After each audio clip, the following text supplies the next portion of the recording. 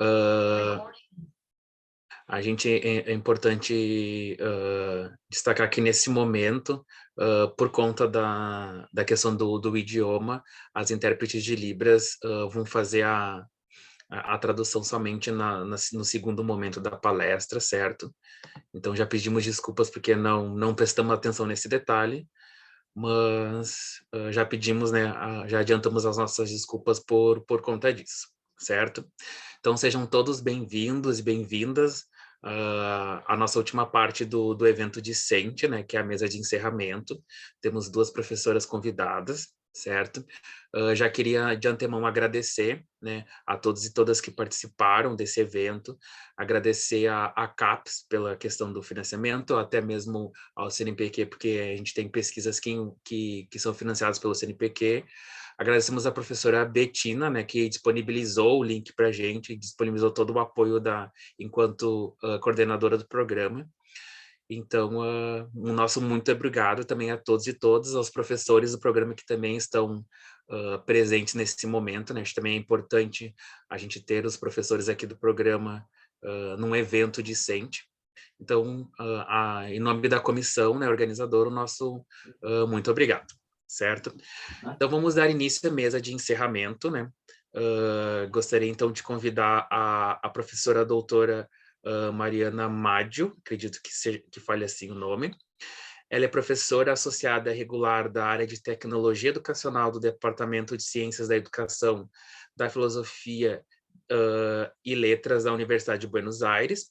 É responsável pelos programas acadêmicos da Microsoft em Latin America, é diretora do projeto de pesquisa Práticas de Ensino Redesenhadas em Cenários de Alta Disponibilidade Tecnológica, Compreensão de Tempo e Espaço e Mudança Institucional. Professora, seja bem-vinda. Então, a gente tem aí em torno de 30 a 40 minutos para a sua fala. Se precisar projetar algum item, pode falar comigo, ou projetar algum vídeo, só nos avisar que a gente reproduz. E o espaço é seu, seja muito bem-vinda. Muchísimas gracias, muy buenas tardes, es un honor estar aquí acompañándoles en este evento. Felicidades a todo el equipo organizador y de mi parte también especiales gracias a la profesora Betina por la invitación.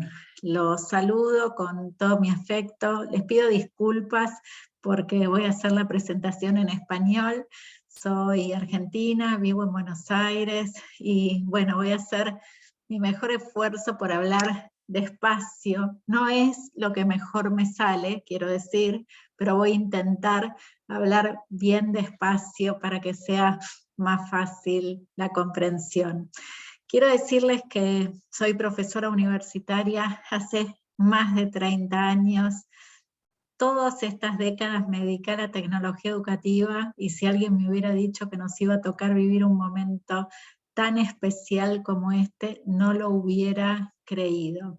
Es un tiempo en muchos sentidos muy complejo para toda la comunidad universitaria, para quienes hacemos docencia, investigación, extensión, pero también para quienes son estudiantes, para quienes trabajan en la universidad con otros roles, para la comunidad. Es un momento muy complejo, pero también siento que es un momento de mucho aprendizaje y creo que todos los esfuerzos que hacemos para conversar, también para encontrarnos en realidades de otros países, en diálogos internacionales, regionales, nos va a ayudar no solamente para comprender lo que nos pasó en estos últimos 2 años, sino también para pensar en lo que viene.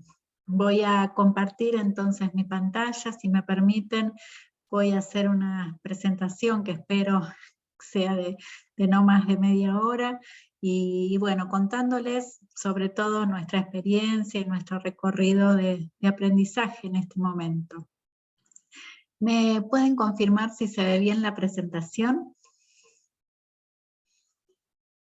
¿Se ve bien? Sim, dá para ver bem. Muy bien, bueno, muchas gracias. Entonces, quiero contarles que, como decían recién en mi presentación, yo soy docente e investigadora de la Facultad de Filosofía y Letras de la Universidad de Buenos Aires. que es la universidad pública más grande de nuestro país. Cuando uno dice más grande no necesariamente quiere decir más innovadora o más ayornada o más preparada para enfrentar los tiempos de cambio. Sin embargo, hemos podido trabajar desde hace muchos años en una propuesta para la materia Educación y Tecnologías que tiene una búsqueda de transformación, de invención, de cambio, de ensayo, de aprendizaje permanente. Yo hace ya algunos años acuñé de alguna manera esta idea, es el título de un libro que publiqué en PAI2, de reinventar la clase en la universidad. Y ustedes se dirán, ¿por qué? ¿Por qué reinventar la clase en la universidad, no? Este es un libro que yo publiqué hace ya 4 años, en el año 2018. Y la razón por la que empecé a trabajar con esta idea tuvo que ver con el hecho de que si todo cambia, si la cultura pasa por procesos, como dice Barico, de revolución mental, si todos sentimos que nuestros campos disciplinares están en procesos de crisis, de disrupción, la pregunta es, ¿por qué seguiríamos haciendo lo mismo en la clase universitaria? Y entonces, con esta idea marco, empezamos a hacer una búsqueda con mi equipo, que tuvo que ver con decir, bueno, reinventar, pero reinventar ¿desde dónde? Y ahí decidimos mirar especialmente las tendencias culturales que estaban cambiando, que explotaban en el aula, porque los estudiantes que llegaban a nuestras aulas, tanto en el grado como en el posgrado, eran distintos. Por ejemplo, es bastante evidente algo que pasó hace ya varios años. Los estudiantes empezaron a venir a las clases con sus teléfonos celulares en la mano, y en el transcurso de la clase están ahí, pero al mismo tiempo, como sostiene Bauman, están en otro lado. Bauman habla de escenarios de intermitencia online-offline. Hablo de esto hace años. Entonces nosotros dijimos, bueno, construyamos propuestas de clase que asuman, que entiendan que los estudiantes están acá, pero al mismo tiempo están en otro lado. Y generemos una práctica pedagógica que trabaje con esto. Por supuesto, incorporamos otros elementos, uno de espíritu muy freiriano. Dijimos, tenemos que trabajar con los problemas que están afuera. Estos son los problemas de las políticas educativas en materia de tecnología educativa, los procesos de transformación de las instituciones, problemas reales que sostengan como nuestra mirada para la formación de estudiantes en tecnología educativa. Invitemos a los estudiantes a codiseñar la propuesta con nosotros, que nuestros estudiantes tengan una palabra respecto de la enseñanza que quieren vivir, que traigan una idea. Y además dijimos, tenemos un principio que orienta nuestra reinvención, que es que en esta materia y en todas en las que trabajamos en el área, se construye conocimiento original. No estamos acá para repetir lo que dicen los libros. Por supuesto tenemos que entender lo que dicen los autores, tenemos que conocer el estado del arte, pero además hay algo de la invención que consiste en inventar nosotros en el curso algo nuevo, una política, una producción artística, un ensayo, una intervención en una escuela, lo que fuera, pero algo que no existía antes de que la materia empezara. Cuando empezamos a hacer estos procesos de cambio en nuestra materia, dijimos, bueno, pero esto es bastante distinto de lo que prima en la universidad, que sigue siendo la didáctica clásica, con el centro puesto en la explicación del saber construido. Entonces dijimos, vamos a trabajar documentando la propuesta, vamos a trabajar reconstruyéndola analíticamente, y vamos a ir haciendo con esto un marco de renovación al que denominamos didáctica en vivo. ¿Por qué didáctica en vivo? Porque cuando uno trabaja con las tendencias culturales, genera una práctica distinta, la documenta, la analiza y la construye como teoría, las tendencias siguen cambiando. Entonces hay que seguir revisando todo lo que hacemos. Este era nuestro marco y nos gustaba, estábamos contentas, pero por supuesto la pandemia nos pegó, como le pegó a todos. Yo digo, bueno, a quienes hacemos tecnología educativa también nos pegó muy duro, entre otras cosas porque, bueno, mucha gente quería entender qué hacer y venía a consultarnos, y fueron momentos de una intensidad tremenda, en los que la conmoción que se produjo, de nuevo, fue de un alcance que creo que todavía no podemos dimensionar. Esta es una foto del aula 144 que solemos usar en la facultad, en el barrio de Caballito, en la ciudad de Buenos Aires, y yo digo, bueno, el aula vacía es como mi peor pesadilla, es la encarnación de mi peor pesadilla, y de un momento a otro, a mediados de marzo de 2020, alguien dijo, se acabó, no vienen más. En Argentina fue muy duro el aislamiento, y estuvimos meses y meses y meses sin salir de nuestras casas, en los que sin embargo seguimos educando.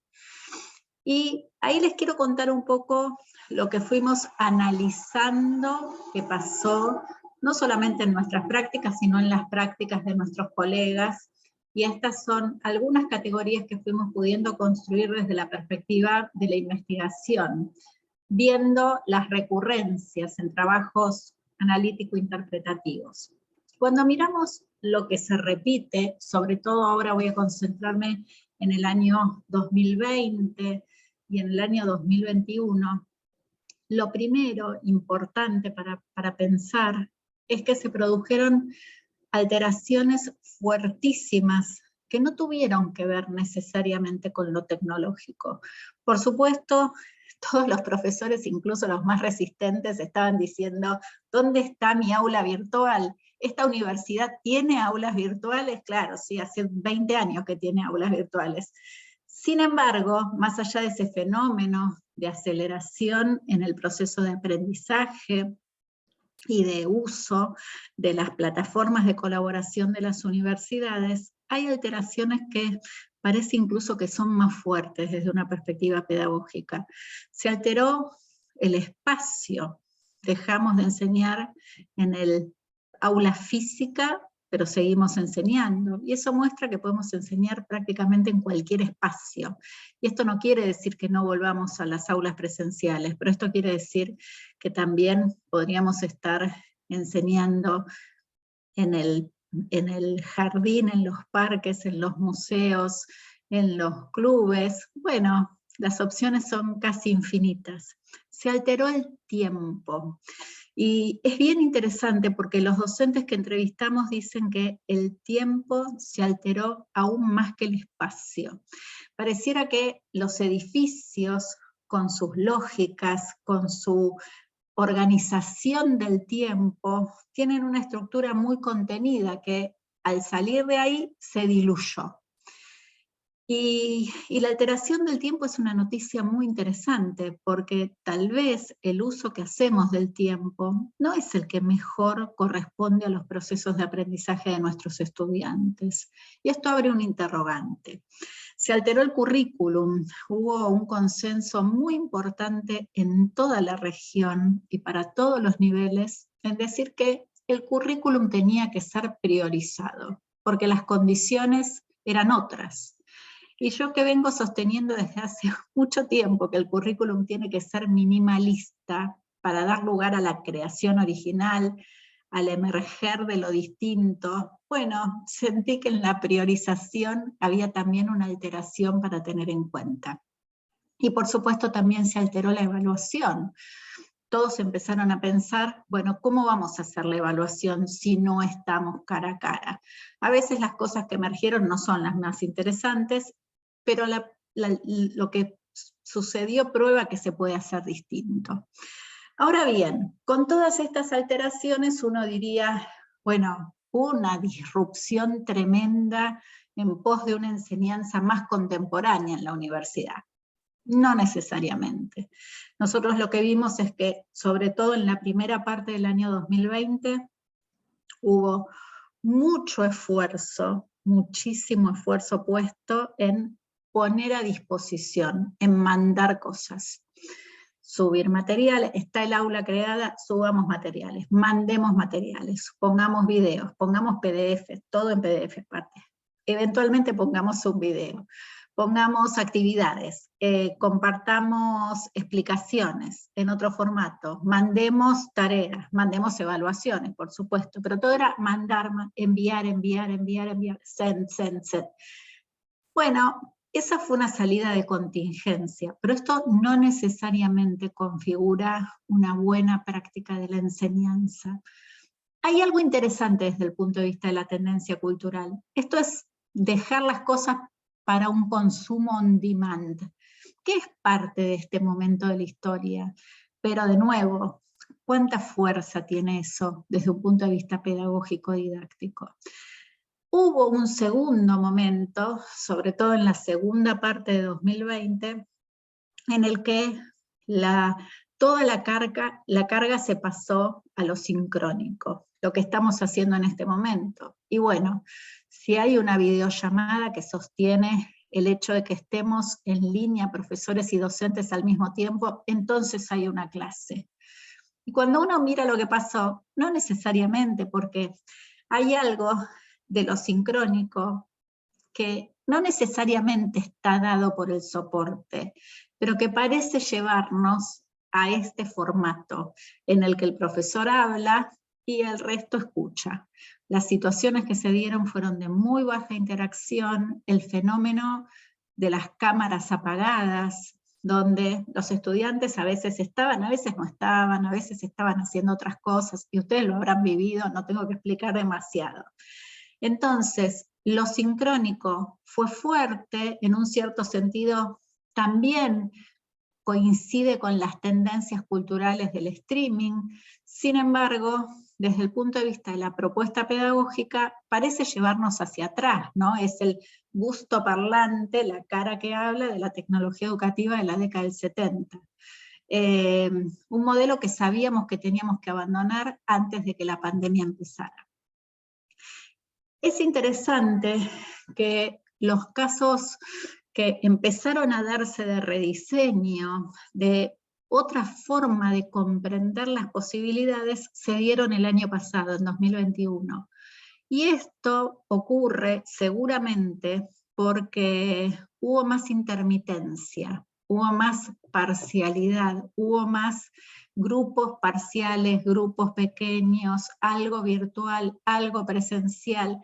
Es ahí, en esa escena de lo intermitente o de lo acotado o de lo parcial, donde aparecen las prácticas más interesantes desde el punto de vista del rediseño, que van un poco más allá del on demand, un poco más allá del streaming, y empiezan a jugar en un cierto sentido en lo que hoy se empieza como a denominar masivamente hibridación.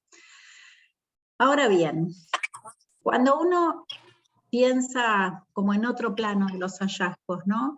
Hay algo que quiero resaltar desde el punto de vista de la docencia, y no es un dato menor, y es que emergió con mucha fuerza como una idea de la docencia como acción colectiva.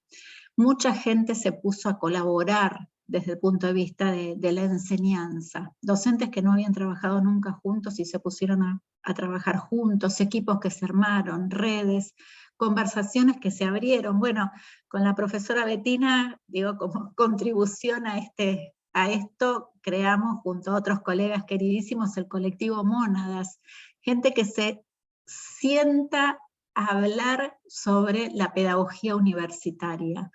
Y mucho de esto emerge en la escena de la pandemia, y me parece que es una puerta que se abre, es muy importante. Ahora bien, también aparece como esta idea de que los docentes no solo enseñamos, ¿no? Sino también tenemos que aprender a vivir en modo aprendizaje en un mundo tan incierto. Se dieron procesos de aprendizaje en 6 meses que no se habían dado en 20 años. Y esto muestra la capacidad de aprender que también tenemos los profesores y las profesoras, y que no remite solo a la tecnología, remite a los campos disciplinares, ¿no? Nosotros, en un cierto sentido, vivimos aprendiendo. ¿Por qué no lo haríamos respecto de cómo llevar adelante la práctica de la enseñanza?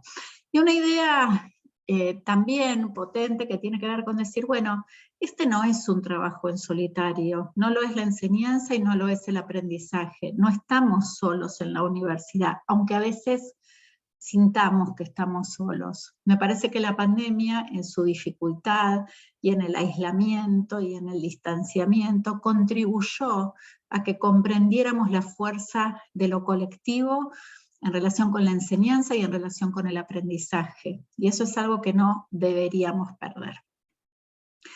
Mientras todo esto pasaba, yo creo que pasaban cosas más estructurales, ¿no? A mí me parece muy interesante el trabajo de Franco Berardi y su idea de que lo que vivimos es una mutación.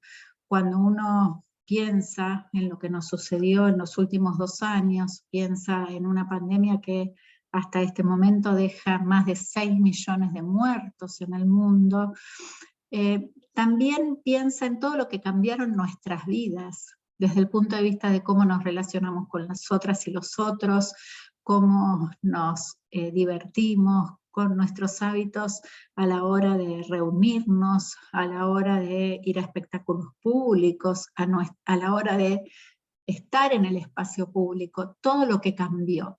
Y la pregunta que tengo es una pregunta que la tengo desde antes de la pandemia, pero ahora la refuerzo, la subrayo. Si todo cambia, ¿cómo nosotros seguiríamos enseñando igual y aprendiendo igual? Acá me parece, en este plano y volviendo a las tendencias, muy interesante el trabajo de Jorge Carrión, un analista español sobre cuestiones que tienen que ver con la cultura contemporánea, que escribió este libro, Lo Viral, donde en un género al que denomina diario falso, es un diario pero fake, él hace una suerte de paralelo entre la pandemia, entre el virus biológico y el virus informático. Y dice que todas las tendencias culturales que se profundizaron en el último tiempo, igual que el virus biológico, buscan construir a partir de la viralización. Él habla de objetos culturales vagamente identificados, OCVIs. Y dice, bueno, los OCVIs son estos audios que nos mandamos todo el día, ¿sí? Que además son breves, los microvideos que aprendimos a hacer de una manera bastante natural, siempre lo breve. No en vano, Howard Gardner escribió hace muchos años que una de las 5 mentes del futuro iba a ser la mente sintética. Esto aparece con fuerza ahora. Los hilos de Twitter, las stories de Instagram, las performances de los jóvenes en TikTok. Digo, mientras nosotros no podemos salir de acá, de nuevo, del gusto parlante, lo hacemos excepcionalmente, pero nos cuesta un montón, nuestros jóvenes están poniendo el cuerpo performando en redes como TikTok, el cuerpo entero y el cuerpo en movimiento, con todo lo que eso juega de antítesis respecto de lo que nosotros estamos construyendo.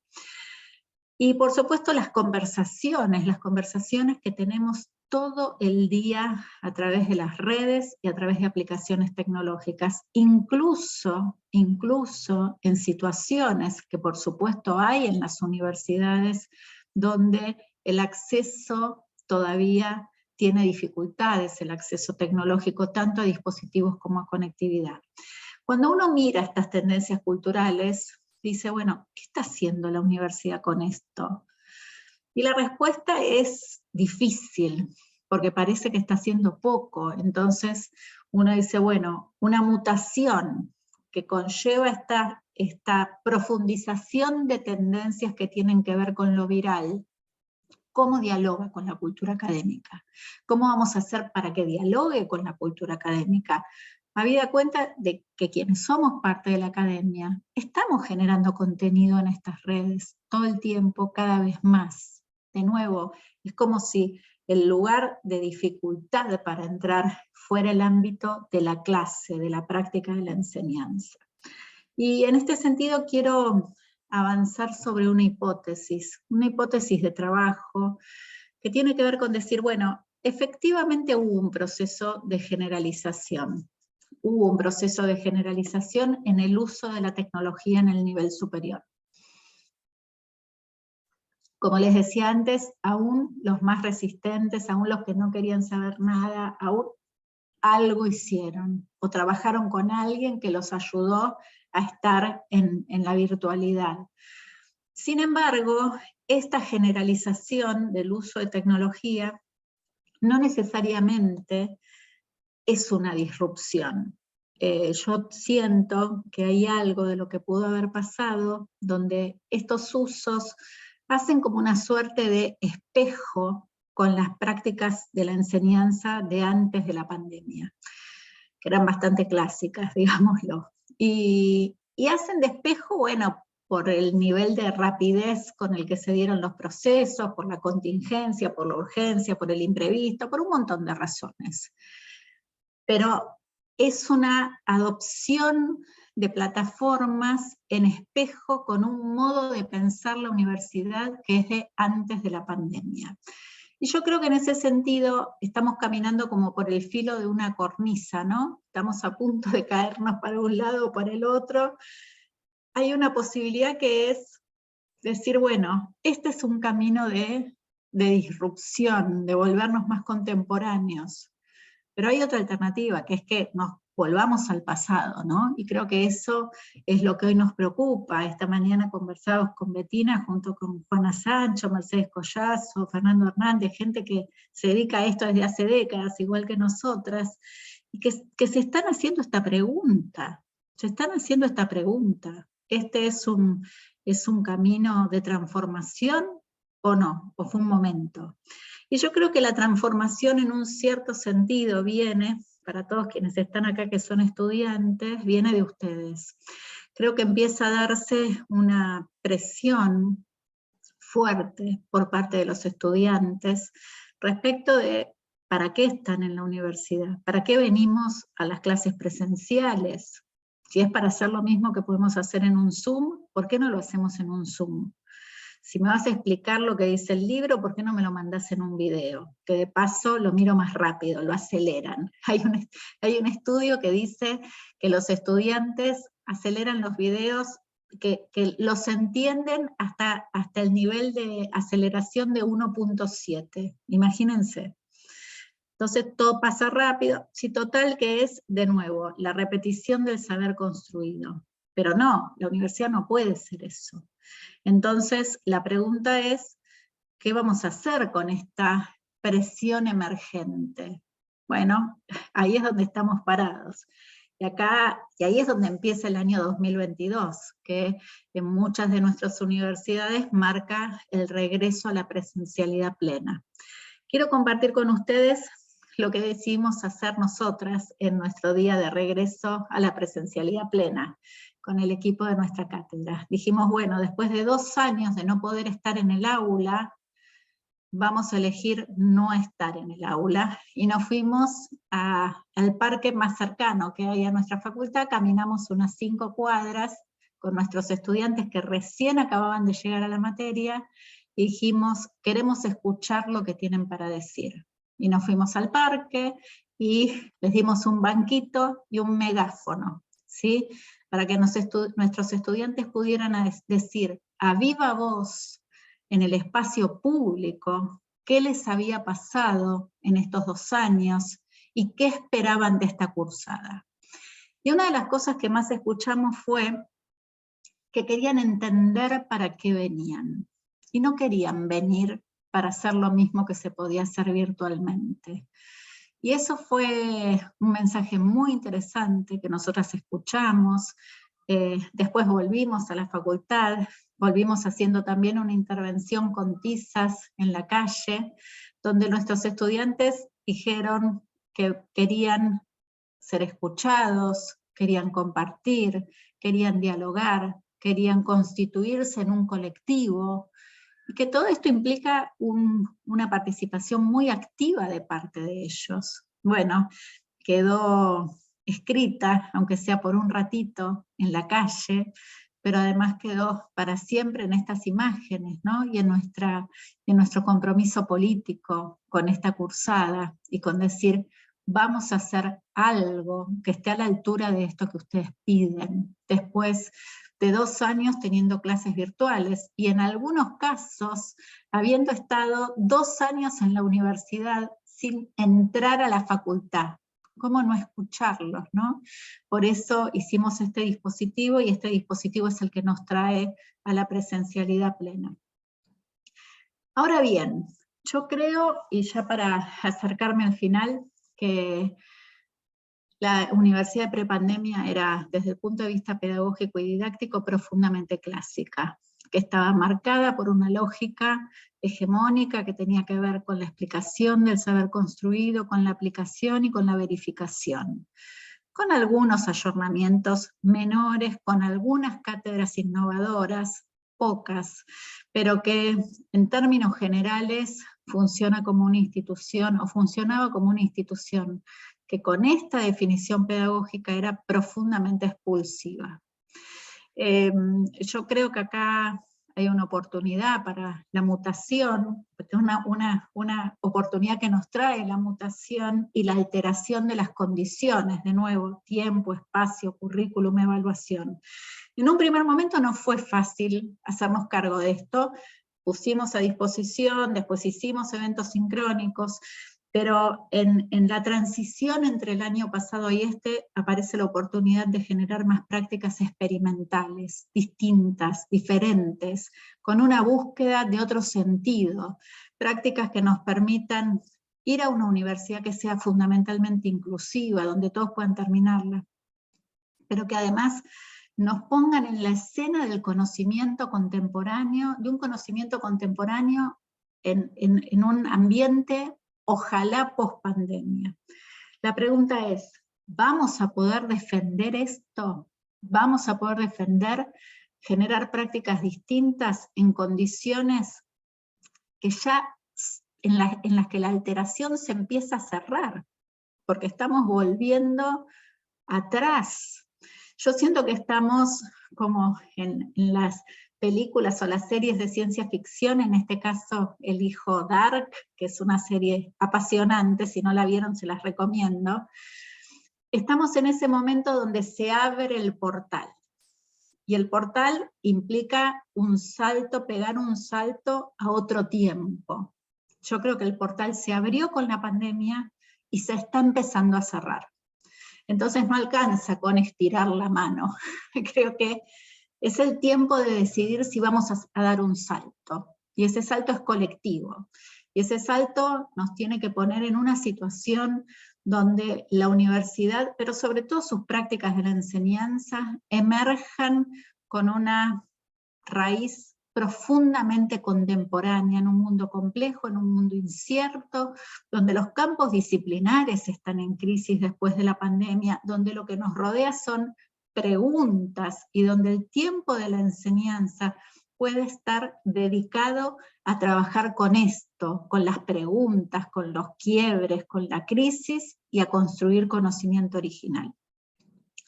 Estoy trabajando, cuento en un libro que sale dentro de poco, que tiene como idea principal esta de tenemos que pegar un salto hacia adelante. Y ese salto, digo, para tomar algunas de las dimensiones con las que estoy trabajando, implica un hábitat diferente.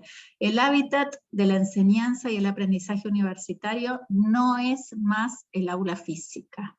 Es el on demand, son los vivos, son los híbridos, son los asincrónicos, y también los encuentros presenciales.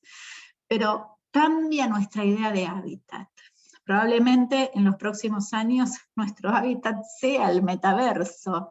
La pregunta que nos hacemos es cómo en un mundo de metaverso podemos construir una universidad más humana, una universidad que escuche a nuestros estudiantes, una educación que esté centrada en pensar que el mundo puede ser mejor, porque este es bastante espantoso en muchos sentidos y es muy expulsivo.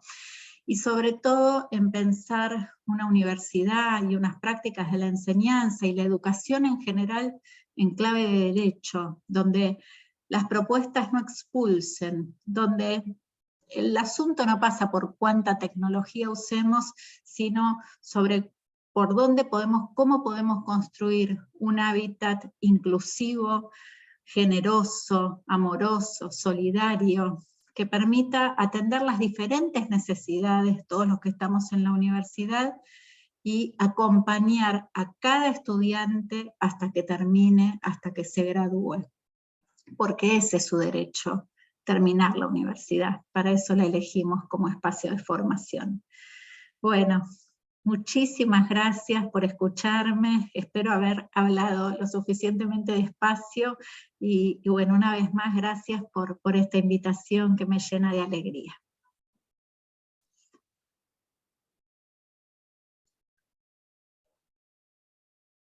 Muitas graças, professora. Pessoal, eu acabei esquecendo, mas a gente vai deixar o espaço para perguntas, então, no final, certo? Então, a gente vai ter a fala das duas professoras, e a gente vai ter um tempinho no final para discussão, para debate, ou caso alguém ter algum questionamento para a professora, certo? Mas muito obrigado, professora.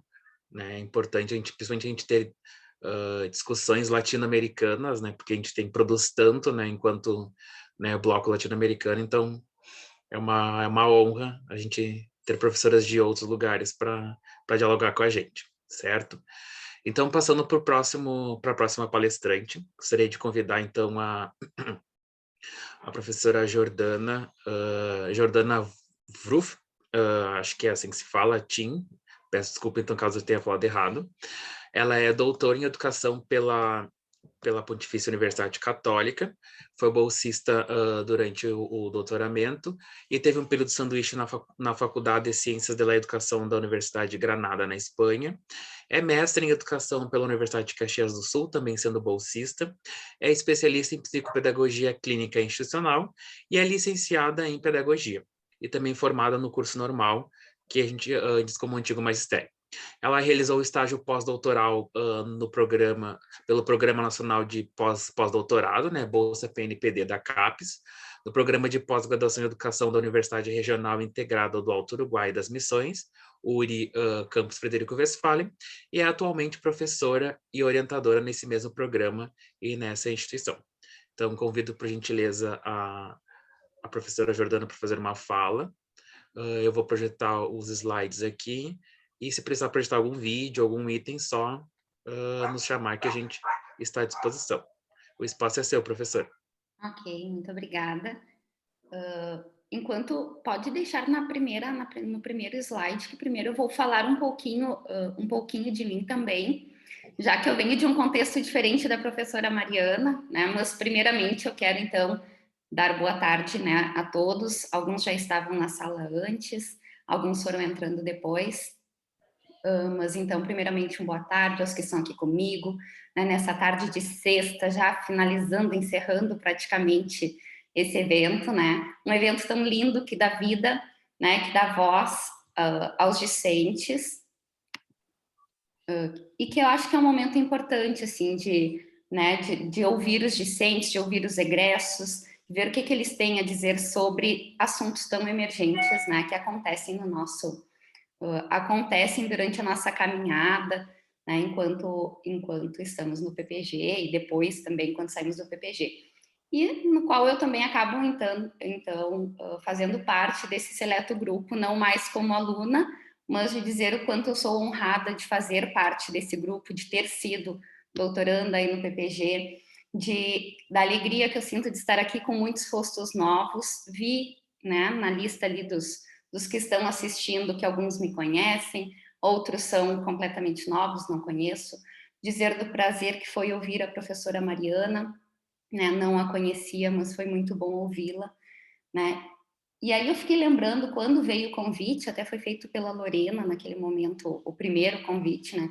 E eu lembrei que quando eu era discente no PPG, quando eu fazia o doutorado, eu lembro de também ter organizado um momento que era justamente para ouvir, né, os discentes e os titulados que tinham passado por um momento de internacionalização. Então, a gente também tinha feito um evento assim, que foi bem bacana, eu acho que a gente acabou aprendendo muito. Ele foi aberto, né, a todo o corpo discente, mas dando voz àqueles que realmente já tinham passado por alguma experiência, né, e visando não só compartilhar as experiências de quem já tinha passado, mas também aguçar interesse para que outras pessoas participassem, então, de processos, de programas de internacionalização. Claro que isso não faz tanto tempo assim, mas era outro tempo. Era um tempo em que a internacionalização, a pesquisa, a educação, ela tinha uma outra valorização. A gente sabe disso e a pandemia parece que trouxe isso também mais à tona. Então, foi exatamente por esse contexto que eu imagino que também tenham me convidado para estar aqui com vocês, que é para trazer um pouco da minha experiência enquanto egressa do PPG e para falar um pouco também como se deu a pesquisa, então, em educação superior durante o período da pandemia, né? Trazendo, então, um pouco de enquanto egressa, enquanto era aluna e agora egressa, enquanto já estando também num outro PPG. E trazendo um pouco, então, também dos limites e das possibilidades que aconteceram, né, que emergiram desse contexto. Então, eu vou iniciar me apresentando um pouquinho, apesar de formalmente o Guilherme já ter feito isso, né, e de ser conhecida por alguns, além de colegas do tempo do doutorado, eu tenho aqui, vi aqui que tem alunas minhas, orientandas minhas, mas enfim, eu acho que isso fala também um pouco do meu contexto, eu acho que ajuda a explicar o fechamento que eu vou dar depois para minha fala. Então, eu me chamo Jordana, eu concluí meu doutorado na PUC já no finalzinho de fevereiro, se não me falha a memória, foi no último dia no último dia de fevereiro, no último prazo, né? Até em função dessa minha saída. Nesse mesmo dia se encerrava o prazo da Bolsa PNPD lá para a universidade, né? Lá para a URI.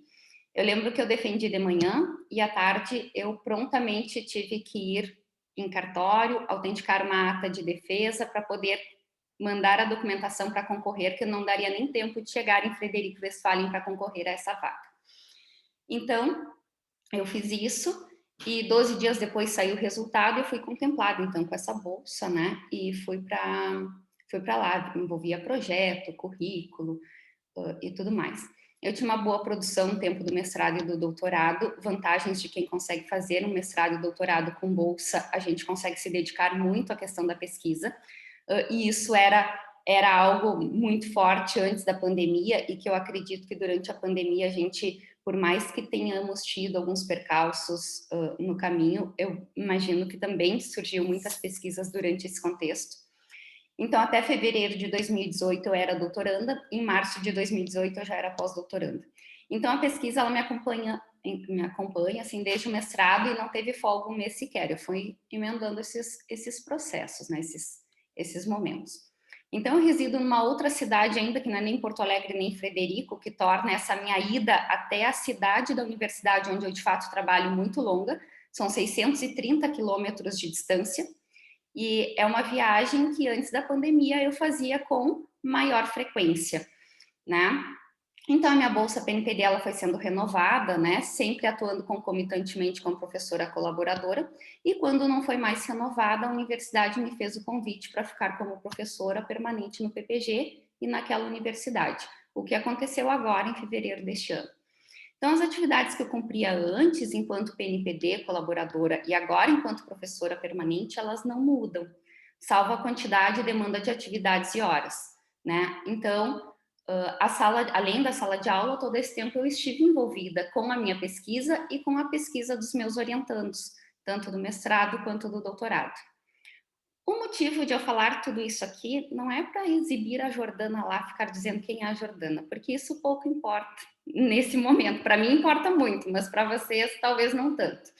Mas o motivo de eu falar tudo isso aqui, ele se dá pelo fato de que a minha experiência enquanto pesquisadora, nesse contexto de PNPD, que eu acho que é importante dizer isso, porque muda de quem já é um professor há mais tempo, né, professor permanente de um PPG, Então, enquanto bolsista PNPD e professora colaboradora durante os 4 anos, eu acabei pegando o período anterior à pandemia, o período da pandemia, e agora estou pegando esse período em que se fala de uma pós-pandemia, né, que é esse inicinho dessa retomada que estamos fazendo a presencialidade.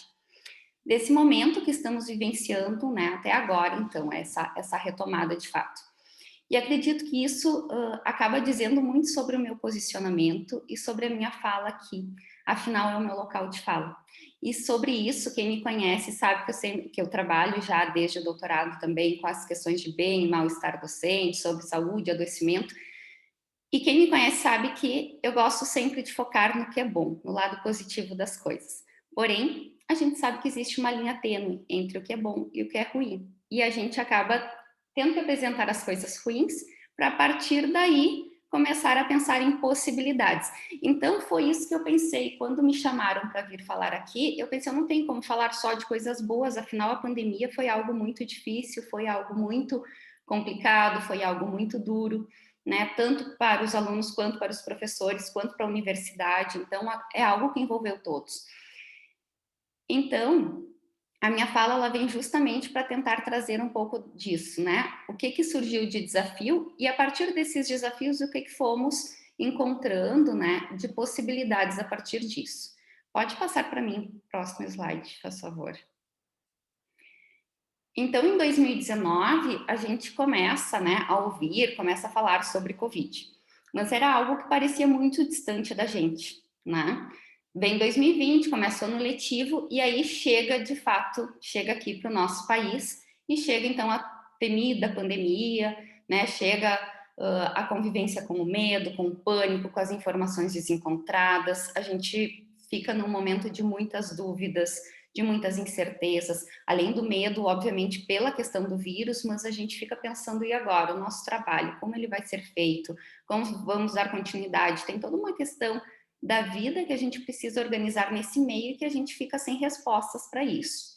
E junto com tudo isso vem a questão do distanciamento, do isolamento social, da quarentena, né, que começam a ser expressões de uso comum que até então a gente nunca tinha, né? Eu, pelo menos, venho de uma geração que não tinha ainda falado sobre isso, né? E aí ninguém tinha uma resposta, né, para nenhuma dessas expressões, ninguém tinha algo concreto, e agora? E até hoje, na verdade, não temos, né? Então, a quarentena, ela ia durar quanto tempo? Eram 15 dias? Porque o início era 15 dias. Começou a passar o tempo, a gente pensou, bom, e agora? Vão ser 40 dias? Afinal, quanto tempo? Eu fiquei quase 2 anos, faltou um mês para completar 2 anos que eu fiquei afastada, que eu fiquei sem ir para o meu trabalho, até porque eu sou a profissional de lá que reside mais longe da universidade, então fui a última a retornar. Mas também ninguém imaginaria que levaria tanto tempo, né? E aí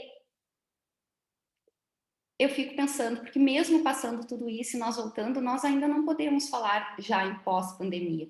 Da mesma forma que ela não está finalizada, nós ainda temos que ter uma série de cuidados, mas nós também não podemos mais conviver simplesmente da forma como estávamos vivendo naquele período pandêmico. Mas também nós não podemos mais, depois de tudo que vivemos, querer agora voltar para algo como era anterior à pandemia, porque disso vieram muitas lições.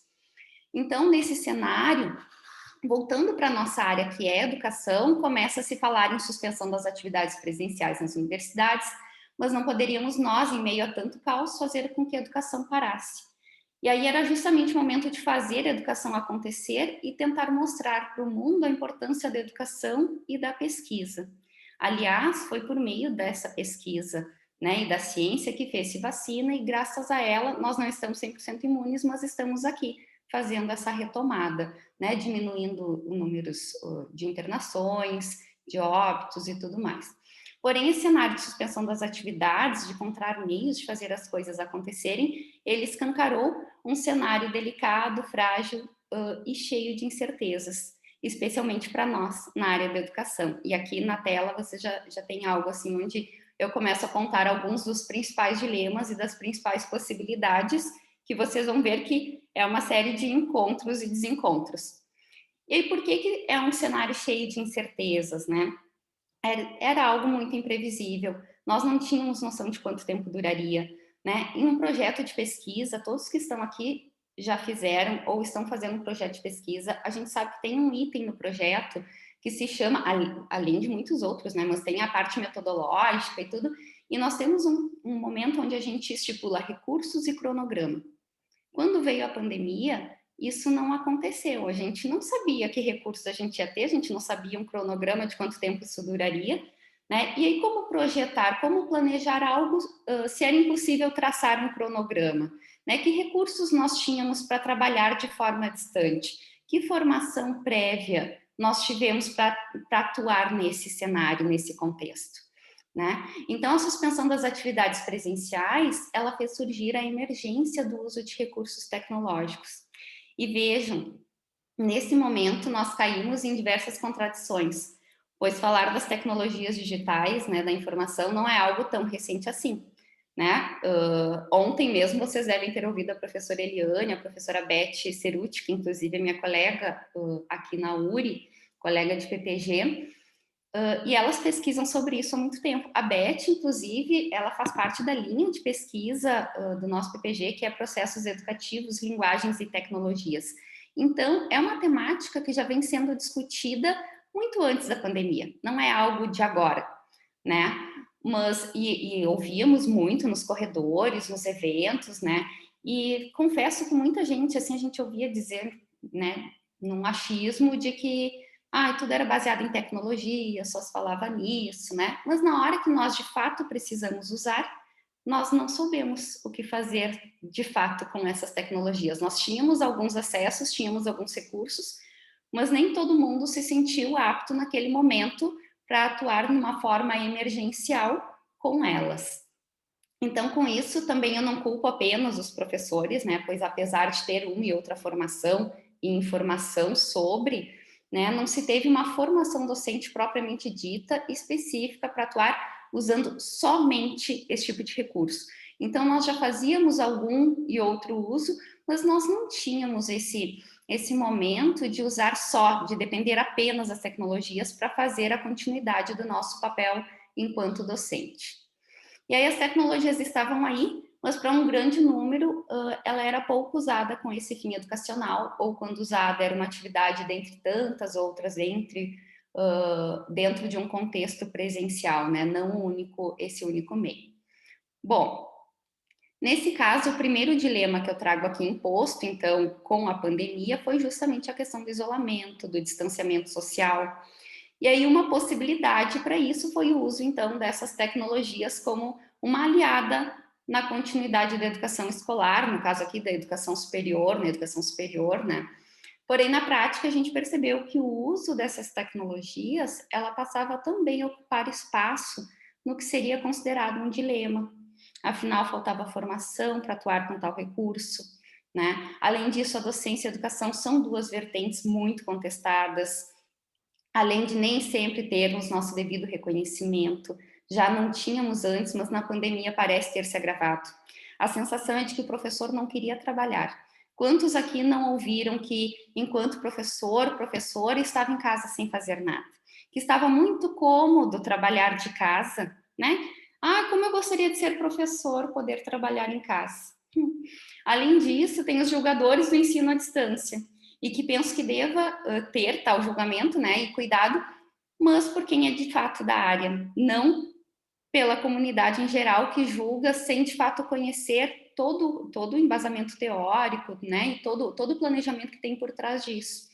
E aí nós tínhamos que explicar o tempo todo que o que nós estávamos fazendo, e ainda estamos, em certa parte, né, é fazendo um ensino emergencial à distância, ou melhor, um ensino remoto emergencial, né, que foi a forma e a possibilidade que nós encontramos de não parar.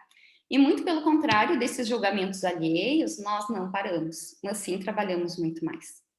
Nós não precisamos sair de casa, verdade, não precisamos, mas também não tivemos nossa privacidade respeitada, nossa casa virou universidade, virou sala de aula, virou sala de reuniões, ficamos com os horários muito mais flexíveis e com isso trabalhando muito mais horas do que as de fato nós somos contratados. Um videozinho de 10, 20 minutinhos, que as pessoas dizem, mas ela só fez um vídeo de 10, 20 minutinhos. ele precisa de muito estudo prévio, precisa de muita leitura, precisa de dedicação, né? Ele precisa de edição. Então, para que tudo fique direitinho, para que fique bonitinho da forma como nós vamos colocar lá, precisa saber manusear várias ferramentas tecnológicas. E certamente quem não é dessa área, quem já não trabalhava com isso antes da pandemia, também não aprendeu a lidar com isso num curto espaço de tempo para fazer, né, dessa forma. Então, a gente foi fazendo da forma como conseguia, mas certamente algo que demanda muito tempo. Ou seja, nós fizemos sim algo emergencial, né? Mas diante da tecnologia como um dilema, eu indicaria repensar a didática, né? Pois ela se apresenta como uma possibilidade, mas já começando ali a respingar um pouco nessa questão da formação docente, da formação continuada docente, e ver essa questão da didática dentro dos cursos de formação, né? Incluindo esse aspecto como obrigatório, e sobre o qual eu vou falar ainda depois no slide seguinte, mas de ver que o isolamento, ele é um dilema e a possibilidade seria as tecnologias. Aí a gente percebe que as tecnologias, elas se tornam um dilema também. E aí uma das possibilidades para trabalhar com essas tecnologias seria a didática. Porém, inclusive nesse dilema quanto ao uso dos recursos tecnológicos, né, a didática ela surgiu como uma possibilidade, mas ao mesmo tempo que ela é uma possibilidade, ela também começa a aparecer como dilema, como vocês podem ver nessa imagem que eu fiz. Já que a pandemia ela desnudou a dificuldade de alguns docentes em lidar com o novo. E aí eu não digo nem simplesmente com a questão das tecnologias em si, mas de lidar com o novo, de fazer diferente do que aquilo que a gente vinha fazendo uma vida inteira. Né? A gente percebeu que tinha essa dificuldade. Então, para quem atua nas escolas, tanto falamos na didática, nas diferentes formas e recursos para atuar na escola, como não vamos fazer o mesmo nas universidades? Né, nas universidades, se somos responsáveis por formar os professores que vão atuar naquele cenário, que vão atuar lá nas escolas.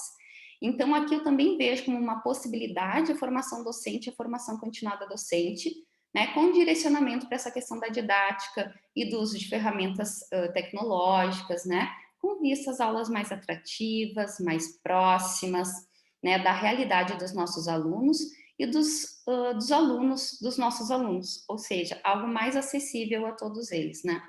Então, por falar nessa acessibilidade, que eu até coloquei numa caixinha azul ali em destaque, esse é um ponto também é um ponto com duplo sentido, pois pode ser visto como um dilema e pode ser visto como uma possibilidade.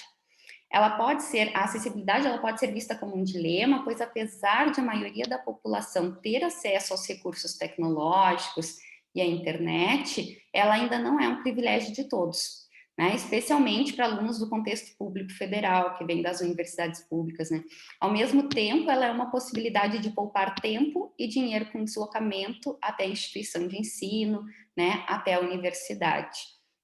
Então, nesse sentido, se faz necessário um mapeamento, né? Um mapeamento do perfil dos alunos e, sobretudo, nesse contexto pandêmico e pós-pandêmico, né? É necessário promover acesso para os alunos para estarem em aula. Precisamos ser mais flexíveis, tanto em currículo quanto em forma de disponibilizar as aulas, quanto no tempo das aulas, né? Do dia, dos turnos.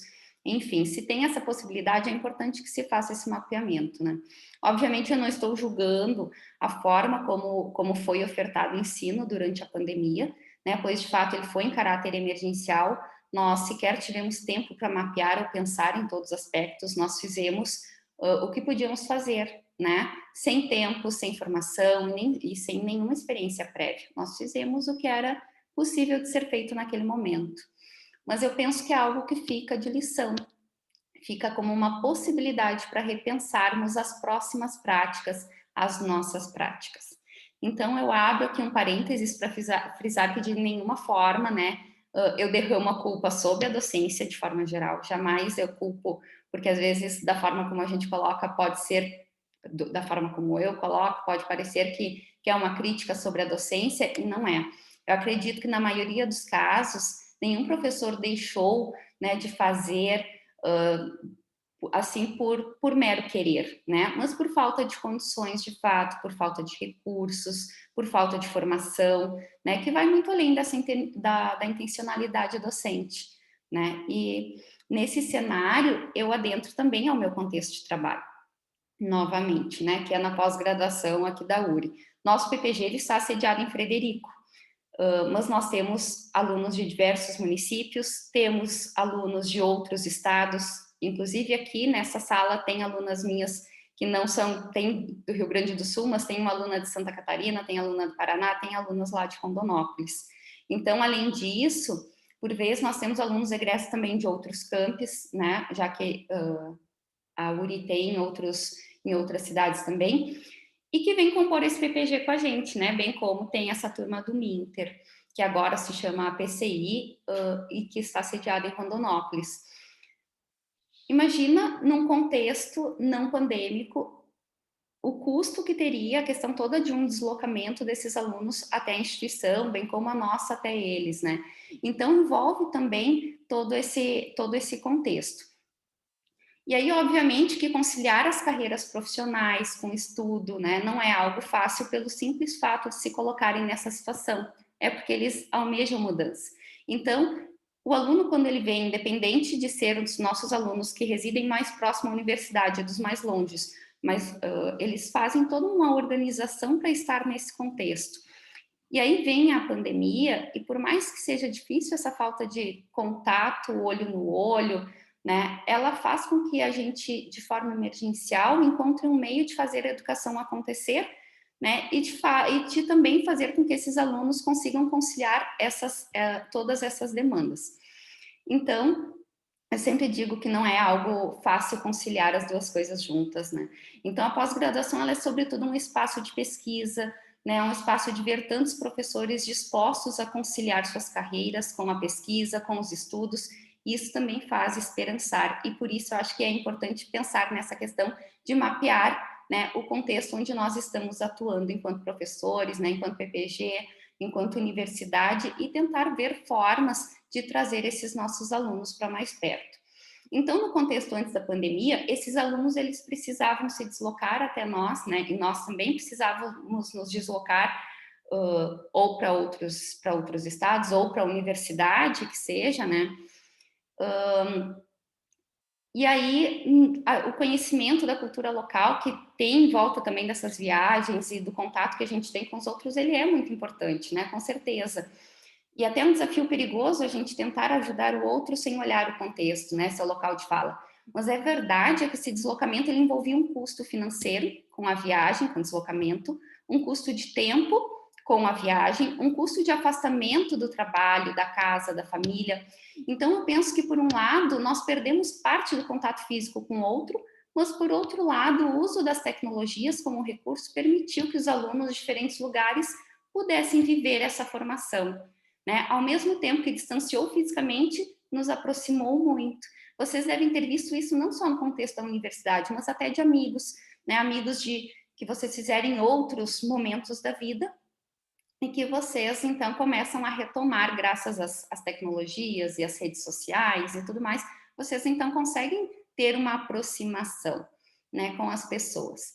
Então, nos casos dos alunos que residem mais longe, eles estão tendo mais contato com seus orientadores do que se vivessem só no contexto presencial, né, salvo que se mudassem definitivamente para a cidade, né, onde está situada a universidade, né, por 2 ou por 4 anos.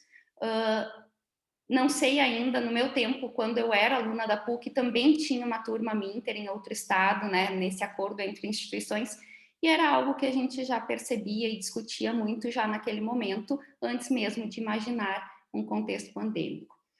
Então, além disso, por ser esse público trabalhador e tendo organizado uma agenda mais flexível, né, permitiu identificarmos a necessidade de mais aulas noturnas, da oferta de disciplina nos sábados, enfim.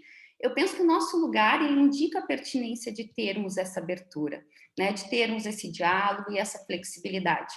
Talvez esteja aí uma das maiores heranças desse contexto pandêmico. Obviamente, como eu disse anteriormente, né, nós fizemos o melhor que podíamos fazer dentre os recursos, dentre a formação, o tempo que nós tivemos para. Mas fica essa herança para ser repensada, fortalecida, dialogada. Eu não duvido, né, e tampouco diminui a importância do contato no olho a olho. Estar na universidade, no espaço físico dela, né, é estar em um meio no qual o convívio, a troca entre ajuda, ela realmente acontece. é o que dá vida ao prédio universitário. E essas trocas, esse convívio, essa entreajuda, de fato, ela é importante para a formação. No entanto, diante do panorama, eu penso que nós não perdemos, e na verdade eu penso, até defendo, né, que nós ganhamos muito. Primamos pela nossa saúde, apoiamos a causa do cuidar de si, do cuidar do outro, e em meio a tudo isso nós buscamos formas de fazer a educação acontecer. Nos formamos e nos transformamos, e buscamos, mesmo na distância, buscar formatos para estreitarmos laços entre colegas, entre professores, entre orientandos e orientadores. Pode passar, Guilherme, por favor. Então, né, mesmo pensando em pós-pandemia e em presencialidade, uma esperança é que fique como lição a pertinência do uso dessas ferramentas e que as mesmas sejam vistas como recursos, que sejam capazes de contribuir com a dialogicidade e de enriquecer e aprimorar as aulas. É necessário pensar em letramento digital, em didática, em recursos inovadores e informação para tudo isso. É preciso organizar, reorganizar, planejar, repensar o modo como conduzimos a educação superior, a pós-graduação, a pesquisa daqui em diante. Né? Então, quem nós queremos formar? Para que nós queremos formar? Para mera titulação? Ou para, de fato, fazer sentido?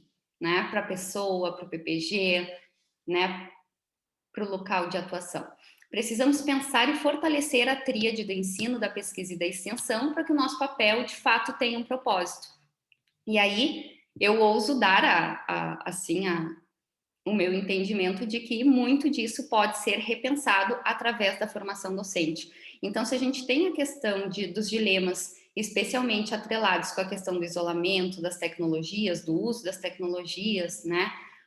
Dessa resistência em trabalhar de forma inovadora ou de formas diferentes do que já vínhamos trabalhando, talvez um dos pontos uma das possibilidades e talvez das principais possibilidades seja que nós discutirmos isso a partir da formação docente, a partir da oferta de formação continuada docente. Penso que é algo que precisa ser revisto, né, reavaliado, considerando todo esse contexto. Pode passar para o próximo slide, Guilherme. Então, por fim, né, adentrando no meu último tópico do que queria conversar nesse momento com vocês, que é da pesquisa propriamente dita, né, que apesar de estar, de certa forma, vinculada a tudo isso que eu falei até agora, mas que, para quem está na educação superior, especialmente na pós-graduação, né, sabe o quanto é necessário discutir a seu respeito. Então, eu pensei em organizar aqui esse momento em dois eixos, né? O primeiro se referindo à crescente busca que se teve nas pesquisas feitas sobre ensino remoto e sobre o uso das tecnologias na educação, e o segundo sobre como fazer a pesquisa e a coleta nesse cenário. Então, sobre o primeiro, como eu disse anteriormente, né, não com essas palavras, mas de fazer o uso das tecnologias, ele não é algo novo, né, mas é algo que se fortaleceu nesse contexto pandêmico. Então já se falava, né, já se pesquisava sobre, mas ainda existia certa resistência para fazer o uso de fato, né, desses recursos, né? E então, em um primeiro momento, eu fiz uma pesquisa bem básica que todos vocês já devem ter feito, mas não básica, obviamente. Mas quem inicia no mestrado e no doutorado precisa fazer o estado do conhecimento e conhece né, o banco de teses e dissertações da CAPES, conhece o portal da Cielo. E aí eu fui fazer um joguinho, né? Fui fazer uma brincadeira sem uma análise aprofundada sobre isso, né? Mas coloquei lá no banco de tese e dissertações da CAPES, e se nós usarmos lá o descritor ensino remoto, ele emergem 241 trabalhos, né? E aí desses 241, foram defendidos assim, um em 97, um em 2010, um lá por 2015, assim, foi salteando. E aí o número, eu até anotei para mim, que apareceram 17 trabalhos em 2020, 203 em 2021 e 41 em 2022. Ou seja, é algo que foi tendo uma crescente, até então sempre se tinha um por ano, ficou muito tempo sem ter, né? E aí teve uma crescente justamente nesse período pandêmico, né? E ainda nem chegamos na metade do ano, então 2022 já aparecem 41 trabalhos ali, mas é algo que ainda vai aumentar com certeza, né? Mas apesar dessa observável crescente, eu compreendo que ensino remoto, de fato, não é um dos termos mais utilizados nesse tipo de pesquisa, e talvez seriam outros para fazer a pesquisa. Então, eu optei, né, por ir até o banco da Cielo, né, que trazem artigos, recortes de pesquisa em tempo mais real que uma tese ou uma dissertação. É o que eu tenho dito, inclusive, para os meus orientandos, né, quando a gente vai fazer, vai pesquisar algo que esteja muito atrelado a esse contexto pandêmico, que a gente pode ir no banco de tese e dissertações da CAPES, mas que a gente tem que ter a consciência que as pesquisas que tinham o objetivo de trabalhar com questões emergentes da pandemia, elas começaram a ser feitas em 2020. Ou seja, a primeira defesa delas vai começar a partir do mestrado a partir de 2022 e as de doutorado a partir de 2024. Então, não vamos encontrar resultados que nos satisfaçam ainda aqui. E aí a gente vai, então, para a Cielo, que traz esses artigos, né, e onde os pesquisadores conseguem publicar sobre essas temáticas e que traz, então, resultados mais atuais, mais de agora, né? As pessoas já foram publicando, foram enviando, tiveram muitos dossiês, e é onde a gente pode encontrar mais resultados. E ali eu acabei utilizando outros descritores e fiz uma sequência de gráficos. Guilherme, pode passar para mim? Utilizando o mesmo termo que tinha sido utilizado no outro, nós vemos que ensino remoto, ele fica aqui com uma crescente muito grande em 2021. Eu fui circulando, né, sempre os anos de 2021, 2020, 2021 e 2022, né, que então são os períodos pandêmicos, e fui circulando só para que a gente perceba visualmente a crescente que teve de pesquisas sobre essa temática, então, no período pandêmico. O seguinte, por favor.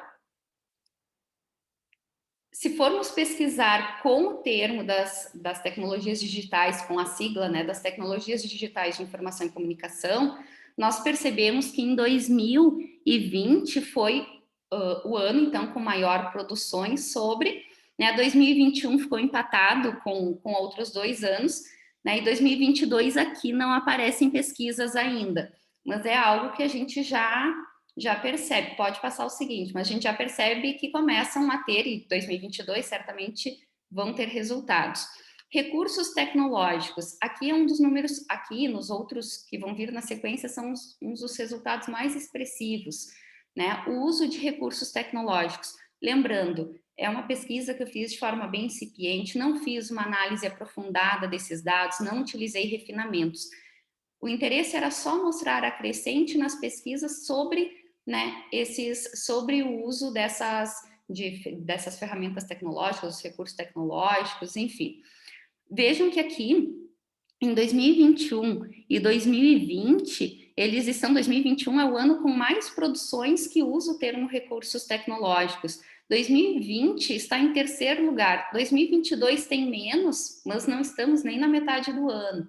Então, são questões que pode passar para o próximo, que vão emergindo ainda. Se usarmos recursos tecnológicos e ensino, 2021 lidera a lista, né? E o próximo, que é recursos tecnológicos, pode passar. Em educação, ele também lidera a lista em 2021 com pesquisas sobre, né? E 2020 ele está está ali empatadinho na terceira colocação, né? E a gente percebe então que pode passar para o próximo. Tecnologia e ensino também, de novo, 2020, 2021 estão lá, né, liderando primeiro e segundo lugar. 2022 já começa a aparecer na tabela, e o último, que é tecnologia e educação, pode passar. Novamente lidera então 2021 e 2020 com primeiro e segundo lugar, e 2022 já aparecendo lá mais adiante. Então a gente percebe com isso, né, uma crescente busca, né, por pesquisas sobre. E eu percebo isso, inclusive, pelos alunos quando me procuram, quando ingressam no mestrado, os que ingressaram pós-pandemia, né, do interesse que se tem de pesquisar a esse respeito, justamente para saber como lidar com seus alunos, como a maioria são trabalhadores, a maioria são professores, né? Eles têm esse interesse de pesquisar sobre isso para também tentar entender mais o seu local de fala. Então, além da crescente pesquisa e interesse pela temática, outro impacto se deu na forma de como fazer a pesquisa, na coleta dos dados, né? Para além dos dados bibliográficos ou dados documentais, né? Na área da educação, nós fazemos uso frequente de entrevistas de grupo focal, aplicação de questionário, observações, né, entre outras atividades que contavam até então com a presencialidade, com estar junto. Isso serve também para o próprio formato das aulas e dos eventos. Exemplo disso é o próprio evento que nós estamos aqui, né? As minhas alunas, elas não teriam como estar aqui nesse momento. Então, nós começamos a encontrar outras formas de fazer as atividades que nós já fazíamos, e nessas outras formas, a partir desse desafio encontrado, nós conseguimos encontrar possibilidades que, de certa forma, estão até atraindo mais pessoas, está sendo acessível a mais pessoas. Então, de todo modo, a gente está conseguindo encontrar muitas possibilidades e estamos conseguindo encontrar avanços dentro desses desafios também. Então, eventos presenciais passaram a ser moldados em salas virtuais, o mesmo ocorreu com as aulas, né? Entrevistas, grupo focal, observações, né? Elas passaram a ser feitas utilizando plataformas como Google Meet, como o Zoom agora, por exemplo, Skype, WhatsApp, né? FaceTime, entre outros. Algumas possibilidades de gravação, né? Tem essa possibilidade de gravação, como a que estamos fazendo nesse momento, né, ficando registro da atividade feita, podendo ser revista diversas vezes, né, depois, facilitando futuras transcrições, caso seja necessário, né?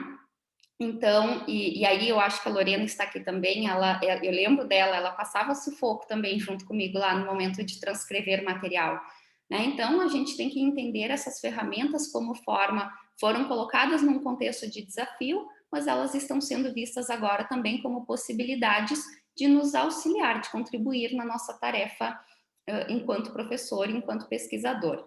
Então, elas já eram plataformas que nós utilizávamos, mas não com o fim que passamos a utilizar nesse contexto pandêmico.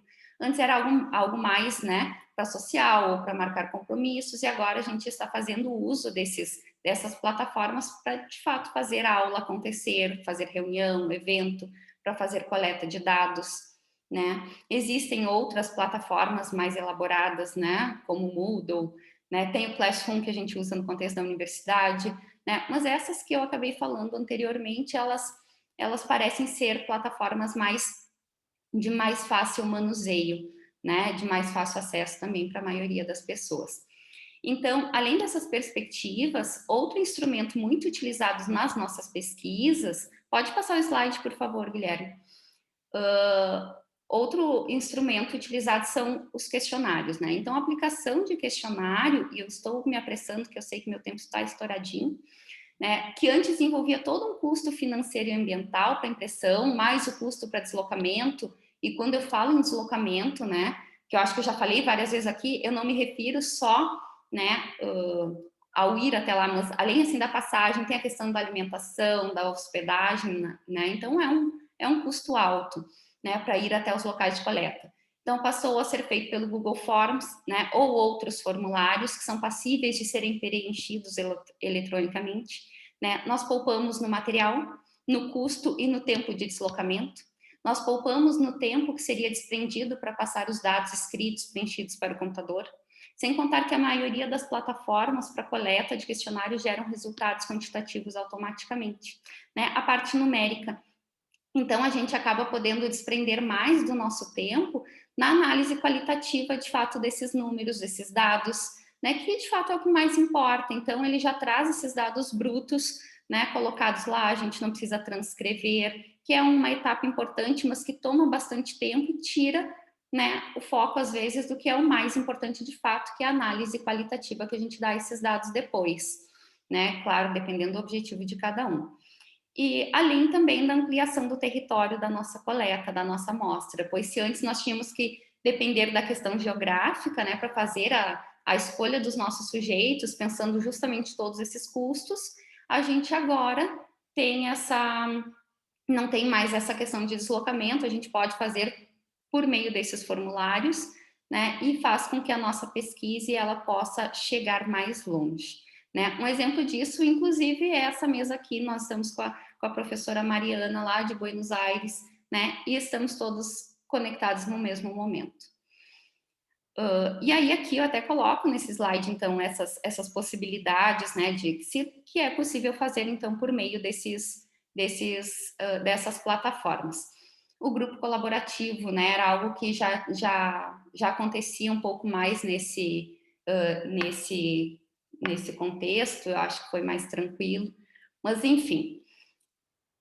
Ou seja, eu acredito, pode passar o slide, e estou indo para o último agora. Para finalizar, eu acho que nem tudo, né, de todo modo foi ruim. Penso que o contexto, sim, foi ruim, ou melhor, a causa disso tudo foi ruim, mas eu acredito que nós aprendemos muito, né, e ainda podemos tirar muitas lições disso tudo. Boaventura de Souza Santos, ele já dizia, e são aqui eu trago dois excertos, né, duas citações de obras que foram lançadas, uma do Boaventura Souza Santos no início da pandemia, e uma do Novo agora, já voltando para esse contexto de pandemia, já voltando para o pós-pandemia, aliás. Então, o Boaventura, ele diz que no sentido etimológico, a crise é, por natureza, excepcional e passageira, e ela constitui a oportunidade para ser superada e dar origem a um melhor estado de coisas. Então, muitas experiências eu acredito que vieram para ficar, né, e para contribuir com o nosso trabalho na pesquisa e na educação superior, né? E tal como Nova também traz que nada é novo, mas tudo mudou. Pensar a escola futura. Eu digo que a gente precisa pensar a escola futura, a gente precisa pensar a educação superior futura. Nós, enquanto professores das licenciaturas, né, nós temos que pensar que nós estamos formando professores. E se nós mudarmos a questão da educação futura, nós também automaticamente vamos estar ajudando a mudar a questão da escola. Então, é algo que precisa ser pensado e tentar tirar o máximo de proveito dessas situações. Então, com essas duas falas, eu encerro, né, a minha fala. Acredito que eu me passei um pouquinho, mas enfim, eu deixo aqui o espaço para a gente também tentar dialogar junto nos minutos que sobram. Muito obrigado, professora Jordana, pela excelente apresentação, por discorrer sobre o tema. Agora vamos deixar o espaço, se alguém tem alguma pergunta para alguma das professoras, fiquem à vontade, ou se alguém tem alguma questão para apontar, podem colocar ali no chat ou podem abrir o microfone para a fala. O espaço é de vocês. Se alguém tem alguma pergunta ou algum questionamento.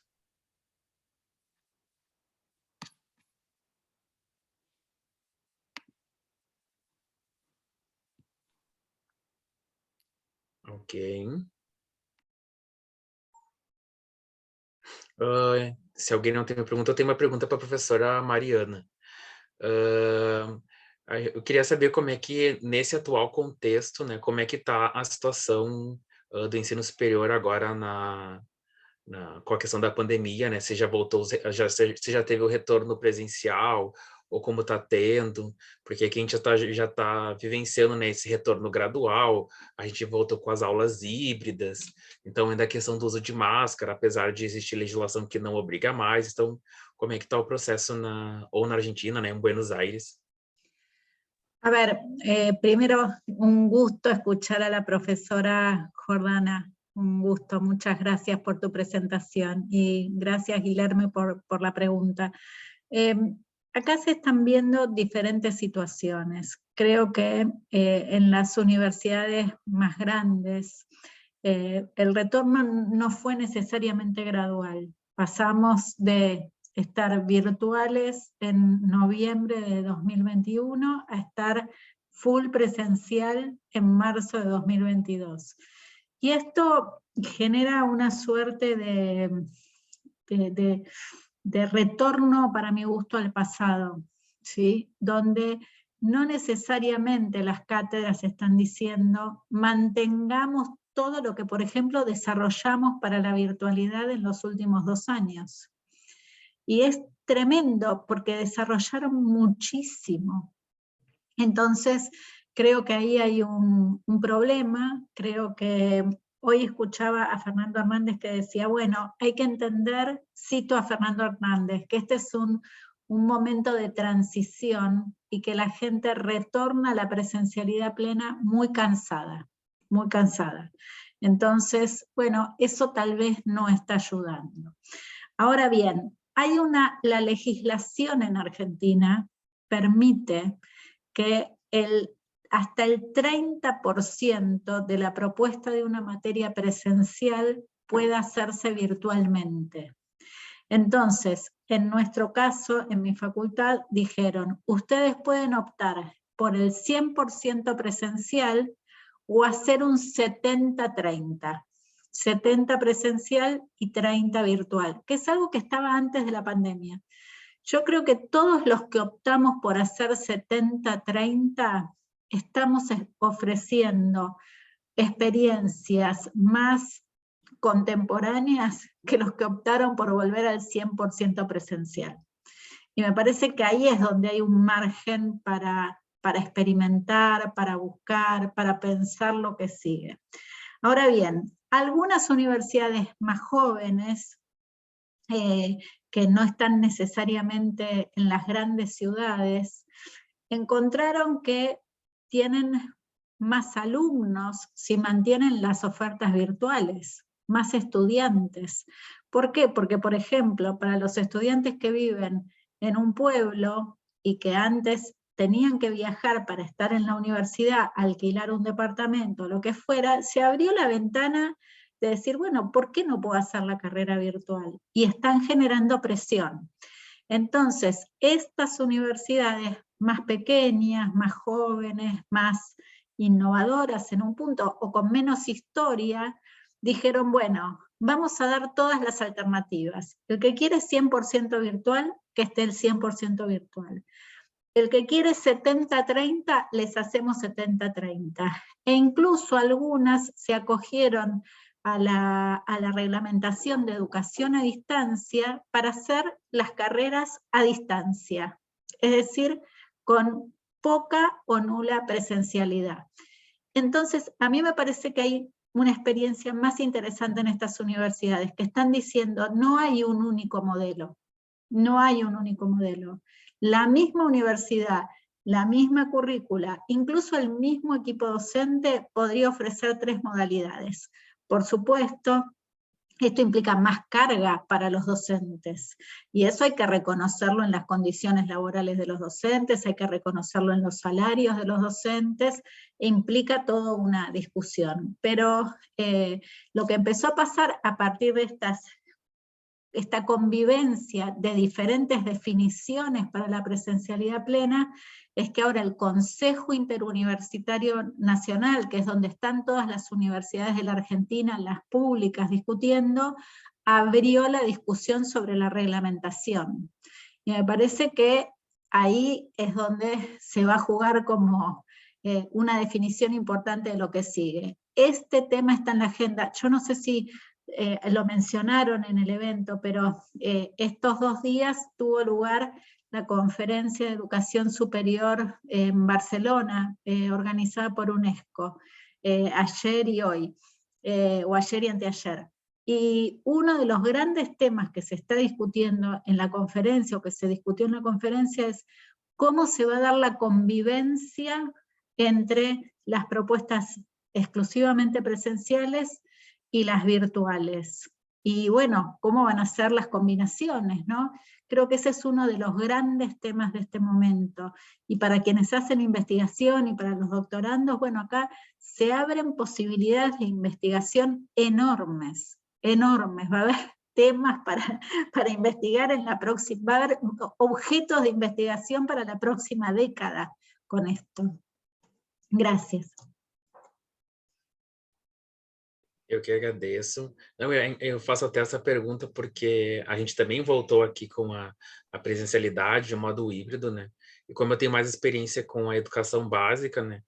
Mesmo a gente tendo já as 3 doses da vacina, a gente já voltou até um aumento de professores com Covid, né? Positivando para Covid, né? Então a gente ainda está nesse entrave, né? Essa presencialidade, né, com a questão do uso da máscara, o distanciamento, mas também, por outro lado, a gente ainda não está livre da contaminação, né? Então, por isso que eu também trago essa pergunta para ver se esse fenômeno também possa estar acontecendo fora do Brasil, né?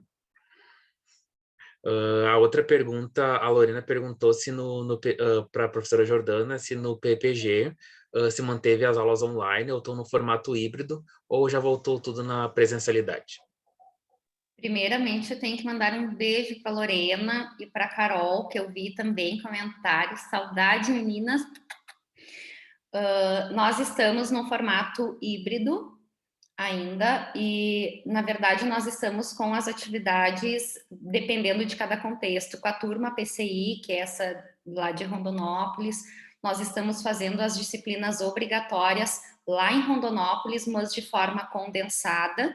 E aí os professores se deslocam até lá para que não precisem vir todos os alunos para cá, que a gente imagina que o risco seja menor também. E as disciplinas optativas, nós estamos fazendo elas no formato online, né? E aí, por enquanto, é o formato que nós vamos seguir, enquanto tivermos autorização para seguir nesse modelo, justamente por envolver alunos de diversas cidades, estados vizinhos e tudo mais, né? Mas, a princípio, estamos no modo híbrido. Outra pergunta para a professora Mariana.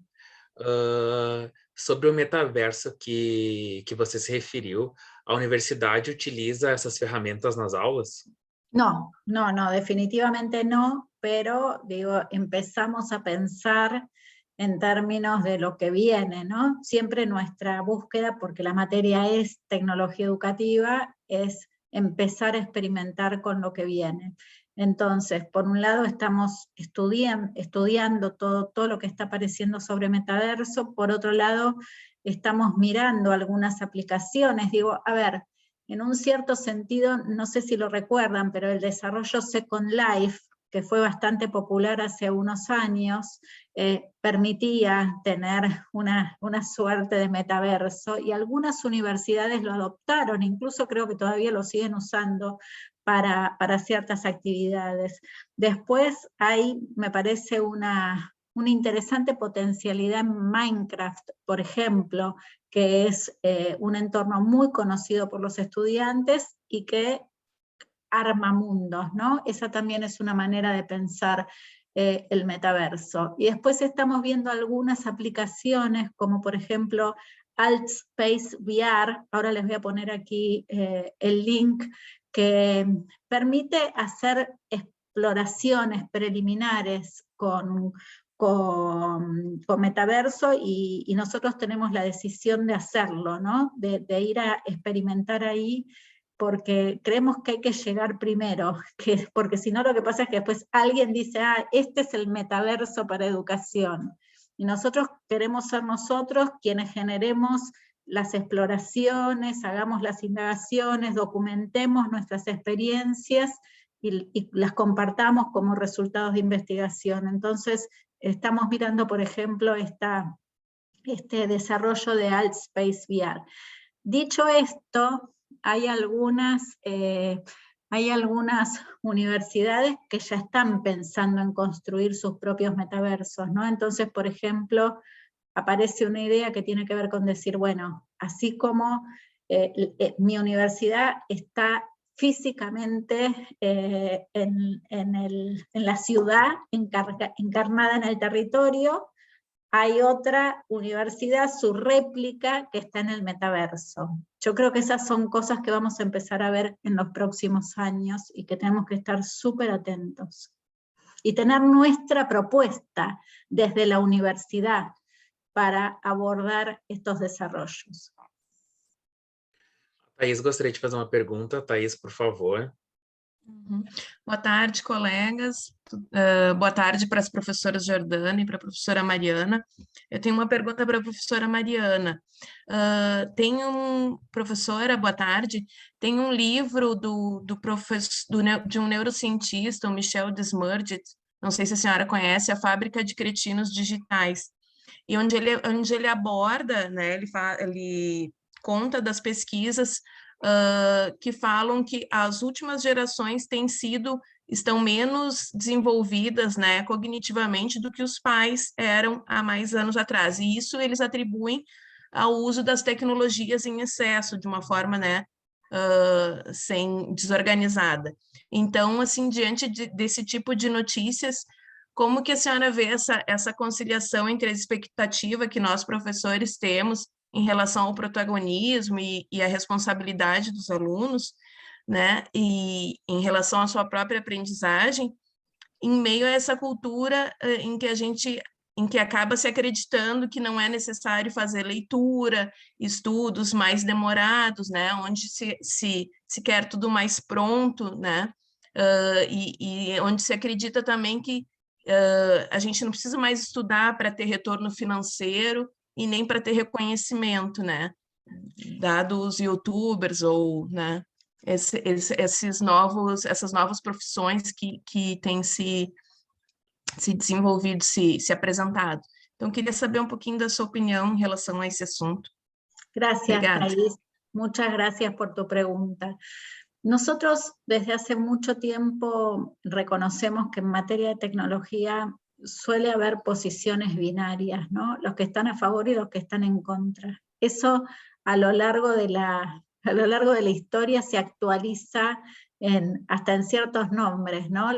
Bueno, Eco habló hace tantos años de los apocalípticos e integrados, o Juana Sancho de las posiciones tecnofóbicas y tecnofílicas, y parece que cada década trae su actualización en materia de decir, no, la tecnología tiene la culpa de todo.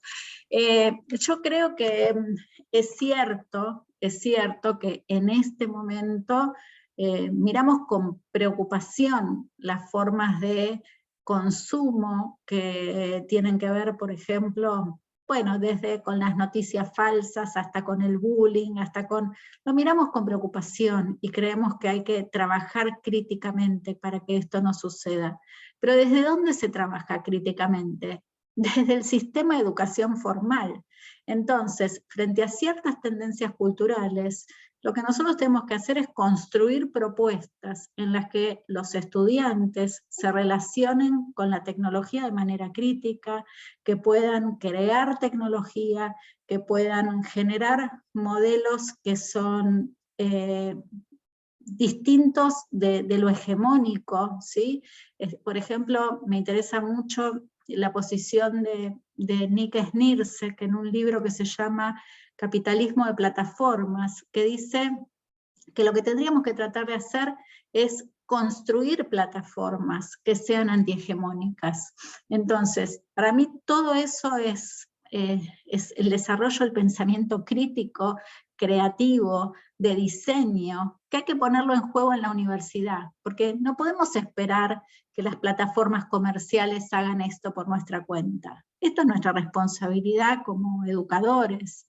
Entonces, dicho esto, también creo que la pandemia trae algunos datos interesantes. Por ejemplo, nosotros entrevistamos profesores de escuela secundaria, de nivel medio, que nos dijeron que en el marco sobre todo de 2020 y en el uso de las plataformas, descubrieron que los estudiantes habían desarrollado muchísimo sus niveles de autonomía.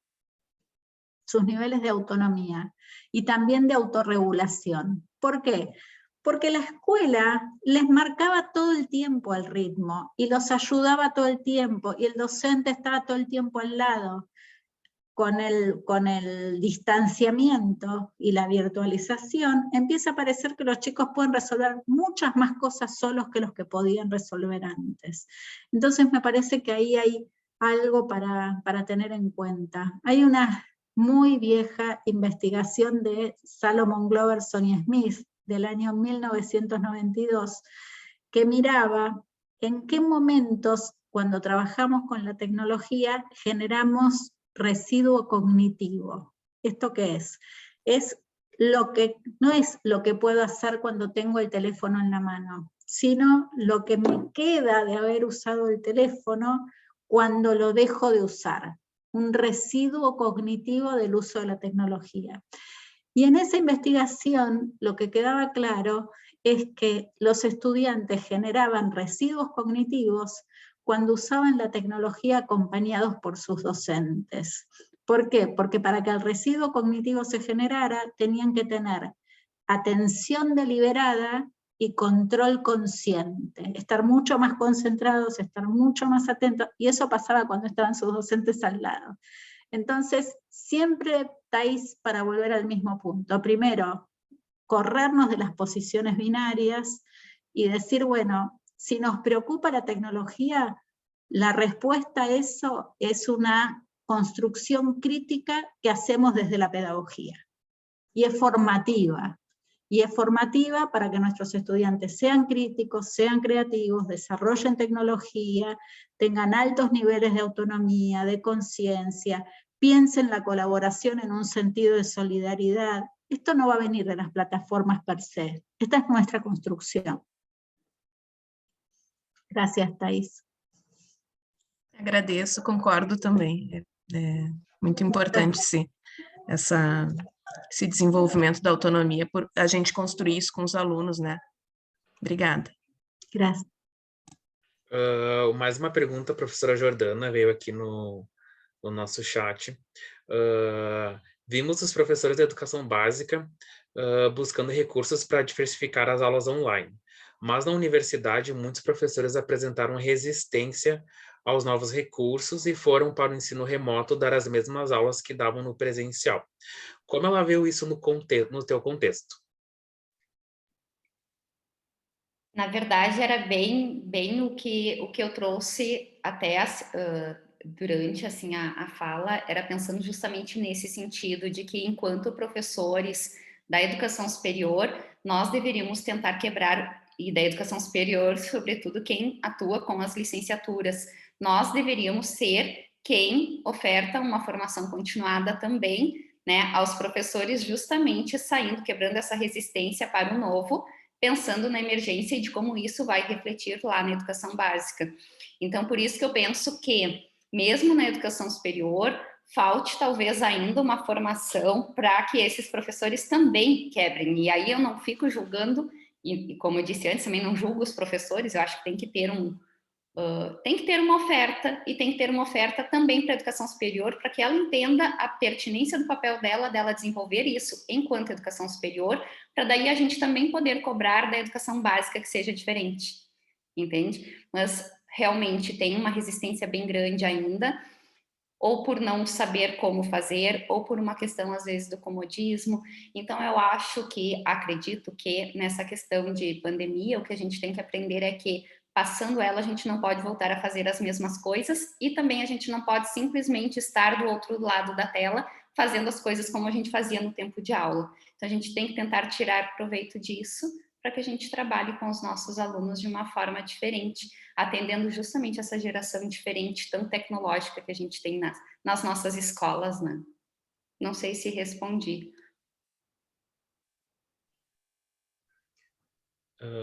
Então tá, pessoal. Então gostaríamos de agradecer muito a professora Jordana e a professora Mariana pela presença de hoje. Foram ótimas falas, né? Possibilitou a gente refletir aí sobre essa questão da pandemia, sobre essa questão das tecnologias, né? Então, o nosso muito obrigado, né, pela participação, por ter tirado um tempinho para falarmos sobre, refletirmos sobre. Então, a gente dá por encerrado o evento, né, o Seminário Discente, né? Queríamos agradecer muito a participação de todos e todas, né? A participação de todos os professores que estiveram envolvidos, agradecer novamente a CAPES, ao CNPq. Gostaríamos muito de agradecer as intérpretes de Libras, Angélica e Thaís, né? Foram muito elogiadas ontem e hoje, né? Então, é importante também essa questão, até para, né, a inclusão, a questão da diversidade. Gostaríamos de agradecer a presença de todos, né? Todos os discentes do programa, aos alunos da pedagogia da PUC, e também de outros programas, né? Então, nosso muito obrigado pelas apresentações de trabalhos, e a gente dá, então, por encerrado o evento. Uma ótima noite a todos vocês, um ótimo final de semana, e muito feliz por esse encerramento aí tão bonito. E aí, só para finalizar, a gente gostaria de tirar uma foto com todo mundo. Se puderem abrir as câmeras, por favor. Gabi, tu tira pra gente? Eu vou contar até 3 aqui, todo mundo sorrindo. Quem quiser aparecer ainda, vou dar uns segundinhos. Quem quiser abrir a câmera. A gente vai postar essa foto no Instagram, então, para finalizar as postagens do evento. E continue acompanhando lá, que vai sair ainda a gravação. Se arrumem para foto. Exato.